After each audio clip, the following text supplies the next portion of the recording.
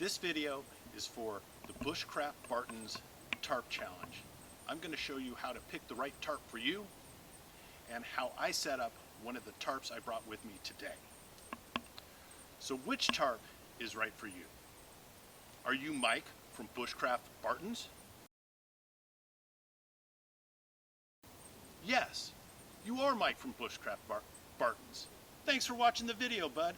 You should get a 12 by 16 foot tarp and make a 19th century baker's tent. No, you're not. Do you know what you're doing? No, you don't know what you're doing. Go to your local outfitter, get a tarp, and watch the rest of this video. Yes. No, you don't. You're not Mike from Bushcraft Bartons. Go back to the top. No, you're not.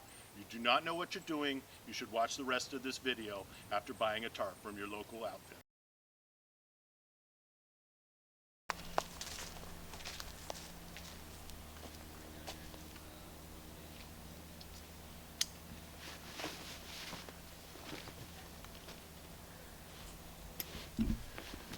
The first and most important thing I'm going to tell you today is that when you get to your site, you need to look up and see what's going on in the trees. If there are hanging branches, if there are dead branches that look dodgy, do not use that. It's a no-go zone.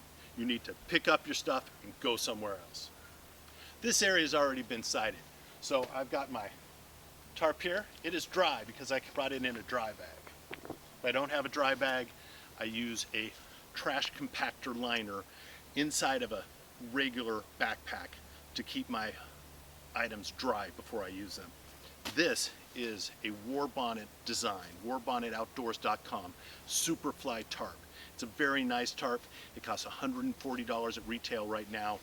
It weighs 1 pound 3 ounces with no guy lines and no pegs. You add those in, it's about another 4 or 5 ounces. Now we're going to go over setting up this Superfly tarp. But first I want to tell you why I have this. Today we are in Mary S. Young Recreational Area outside of Portland, Oregon. It is a wilderness park inside of a city. It is not okay to go in and harvest wood, cut down saplings. So I have a fully intact setup right here. I use other tarps, rectangle tarps, cheap blue tarps. It's fun to use when you're out on lands where you can cut down wood. This is not one of those places. So I actually even bring my own stakes. To keep my stakes from damaging my tarp, I put them inside of a mountain bike tire or tube. This is an old mountain bike tube. My stakes are in here. Nothing gets ripped off. After finding safe trees, the first step is to secure the tag line around one of the 2 trees.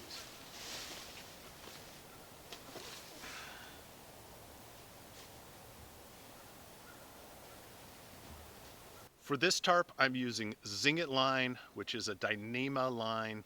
I'm using titanium Dutch flies hardware. This is a Dutch hook, and I'm attaching it to a Prusik so that I can adjust it wherever I want it. So I'm going to take my Zing-It line, and right here I've got a Dutch tarp flies, little turnbuckle. It's like a mini sailing turnbuckle. Very easy to secure. Wrap it around like that. Boom, that's all you need to do. The tarp is attached to my ridge line with Prusik knots so that I can adjust it and center it on the ridge line. Porch mode, you take the corner of your tent, your tarp, you attach it like this, you walk out your guy line a good distance, put it in the dirt,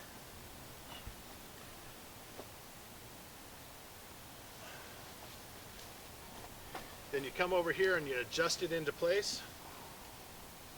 These are glow-in-the-dark line adjusters, but they don't hold Zing-It very well. So when I get them in place, I put a slippery half hitch over them and they hold great. Now this tarp is in porch mode. Usually I would have my hammock hanging here and I would have a view out in this direction towards a lake or whatever else is out there.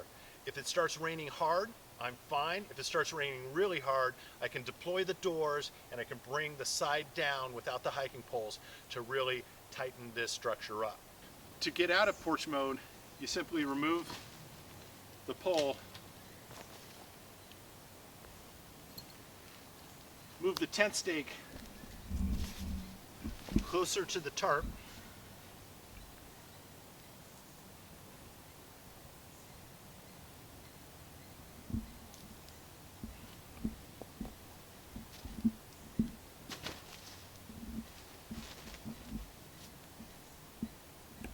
and readjust. To deploy the doors, I remove the S-beaner from here and I take the door and I move it all the way around here. And attach it to the shock cord over here. It's also shock corded here because I trip on these all the time. But to help avoid that, these are also reflective guy lines. The doors are deployed and there's a gap here. This gap is usually fine if you're in a hammock because you're up tucked underneath, you're not getting wet. But if it's the worst weather and super hard rain, you're going to want to eliminate this gap. We can do that easily with this setup because the ridge line is attached with Prusik knots. I'm going to loosen those Prusik knots and I'm going to drop down the tent, the tarp, without very much effort at all. This is the Prusik on my ridge line. I am going to loosen it up about 2 feet, and that drops the ridge line of my hammock down near the ground. So this is the final configuration. The side poles are out, giving the tarp vertical walls. It's low to the ground, reducing splash up from the side. The doors are closed. I've taken the hiking poles and I've used those to extend the side outs. This is a very sturdy structure for almost any winter event. Well, this is the end of the video. The filming and all of the production and graphics was done by my son Parker, who's 14 years old. His handle on YouTube is TheFXPerson. Check out his videos. If anything is won by this video, the prizes will go to him. This is the inside. And you can do this even if you're not Mike from Bushcraft Bartons.